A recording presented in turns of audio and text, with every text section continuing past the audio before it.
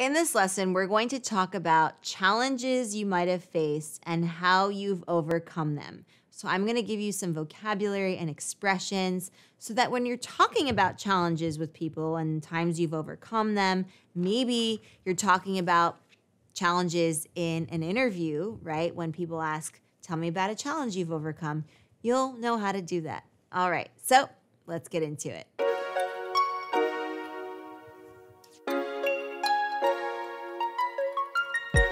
So when you face a challenge, that means you face it and you're ready to overcome it. That means you're dealing with it head on. So you can say facing a challenge head on, meaning you are head to head with this challenge and you are ready to attack it in any way that you can.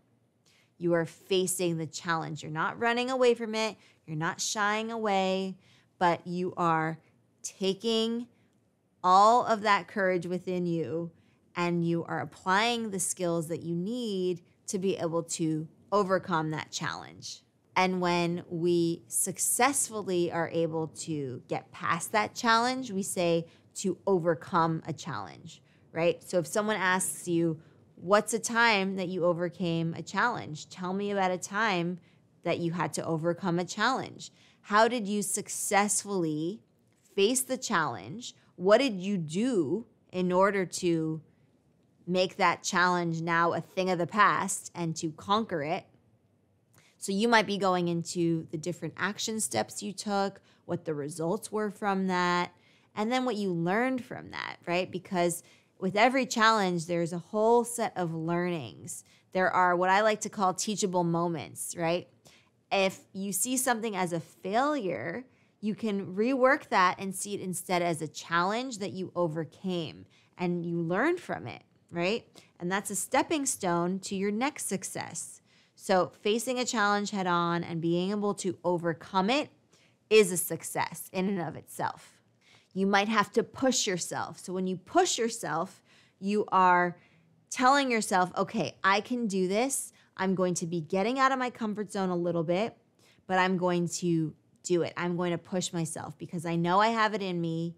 I know I have what it takes to overcome this obstacle, and I'm going to do what I need to in order to have a successful outcome. So that's when you push yourself. You might have to endure discomfort, right? That discomfort might look like pain and suffering, and those are not sensations that we as humans elect to feel.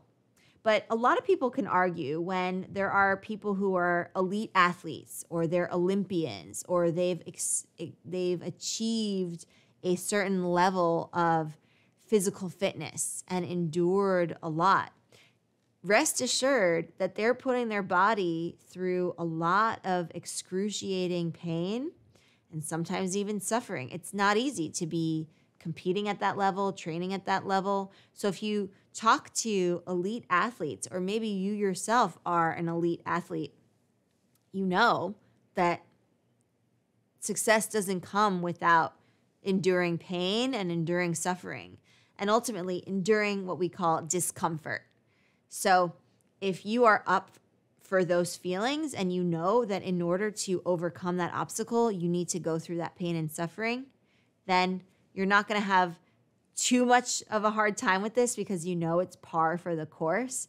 But sometimes in order to overcome a challenge, we need to get into the right mindset. We need to say, okay, I know that for this timeline, for this time that I'm going to be training or working on my language skills or prepping for a new job or learning another skill that I find challenging at the moment, it is going to require some pain and suffering and discomfort, and to be okay with it, because you know that to get from A to B to C, to get up that mountain, it's not easy, but it is so rewarding at the end. You feel so good, and you can give yourself a pat on the back because you know that you did a job well done. The other way of talking about this is saying, I competed against myself.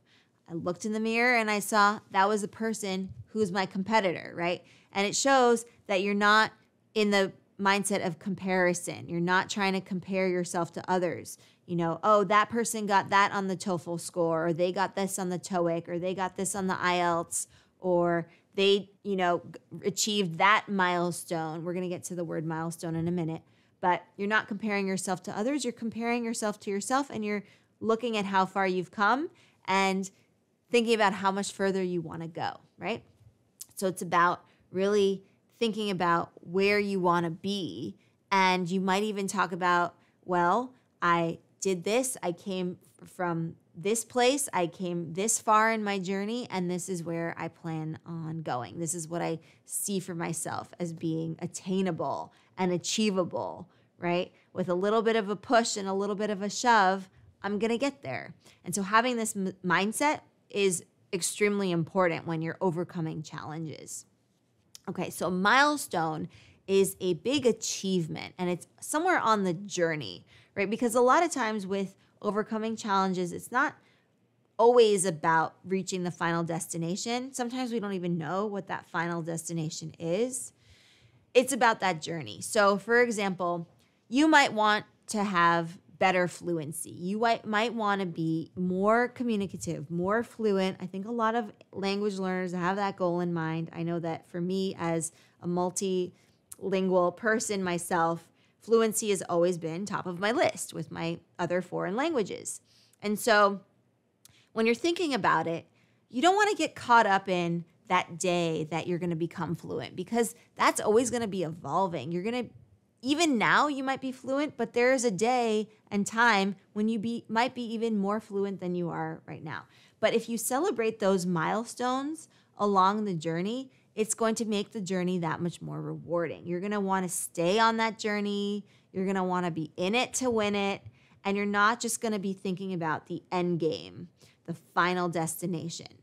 Because again, one, that's pretty abstract. Even though you might have the goal of speaking, perfectly, what does that mean, right? That's an abstract concept. What's perfect to you might not be perfect to the next person. Do you see what I mean? And so making sure that you're celebrating those moments along the way is very important, right? It's similar with, a YouTube channel. When you're seeing your subscriber base grow, when you're achieving certain metrics and you're looking at what's happening with your channel and you're seeing it grow, there are points in it where you can say, oh, well, we reached 1,000 subscribers. That's amazing. And you celebrate that. Or we reached 100 likes for each video, and you are celebrating that, right? You're not getting caught up in, oh, that day when I reach 5 million subscribers. It's more about the journey, because we are in the journey for longer than we are at the destination. So if we rewire our brains and think, okay, how can I enjoy this journey? How can I enjoy the challenges that are also going to be part of this journey? And then also making sure that I'm cognizant, I'm aware of celebrating the milestones, then you're setting yourself up for success. And no challenge is too difficult or too big for you to overcome. So having that mindset is really important. And of course, the reason we're talking about this is because it applies so beautifully with language learning and building your communication skills, and really any type of professional and personal development that you want to do, be it training, right, in a gym, or training in some sort of program, right? Maybe you want to improve your design skills, you do a design boot camp. Anything where we want to be better than we are today and better than we were yesterday, we're going to face challenges.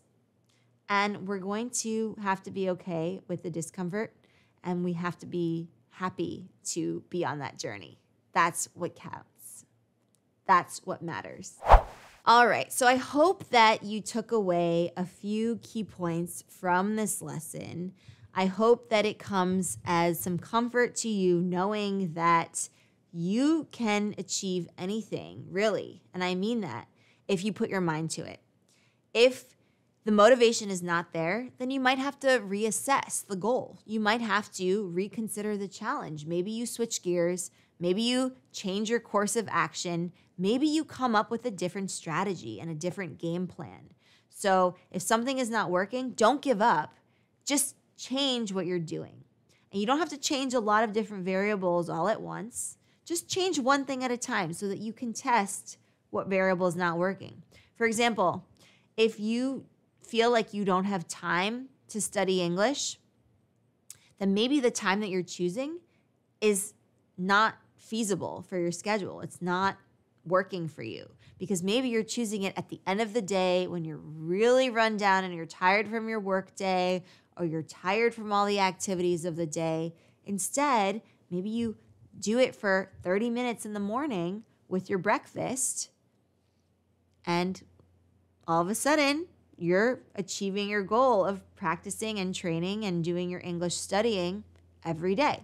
So do you see what I mean here? Sometimes it's just about making small changes, small tweaks, so that you can actually set yourself up for success and tackle the challenge. So think about that as well. If something is not working, what can you do to change it and make it work? Don't give up. Keep persevering. There are things in life worth fighting for. So be sure to think about your priorities and to find ways of motivating yourself, because ultimately no one else can really motivate you. You need to find that motivation from within. The outer motivation, the extrinsic motivation works up until a certain point, but at the end of the day, it's all what comes from here. You need to figure out, okay, what motivates me? What are my priorities? So maybe have that conversation with yourself first and then figure out how you can tackle the new challenge. So definitely apply this to your language skills, your communication practice. And of course, as you know, we have communication skills training for you at Explearning. So definitely check that out. I love the combination of Explearning and Advanced English because together they are such a powerful combination. These are skills, communication, language learning that will empower you and allow you to be more effective at communicating and also to be a better human, a better friend, a better colleague, a better leader, a better family member, a better partner, just a better human being overall, because communication is what we do every day and it's what makes the world spin. So definitely consider that. And I hope that you check it out at explearning.co. And don't forget to leave us a nice review for Advanced English. It really makes a difference and it really puts a smile on our face when we see that you're enjoying and engaging with the content as much as you do. And feel free to drop a note. You can leave a comment. You can leave a note on the Spotify Q&A in the community. And I look forward to hearing from you. All right, so I will see you in the next Advanced English. I'm so excited to have you part of this journey. Know that you're doing an amazing job. It's not easy what you're doing, but I have faith in you. I know that you can do it, and just keep on cultivating that motivation within yourself and don't give up. Keep on trekking. You got this. All right, I will see you in the next Advanced English lesson. Bye for now.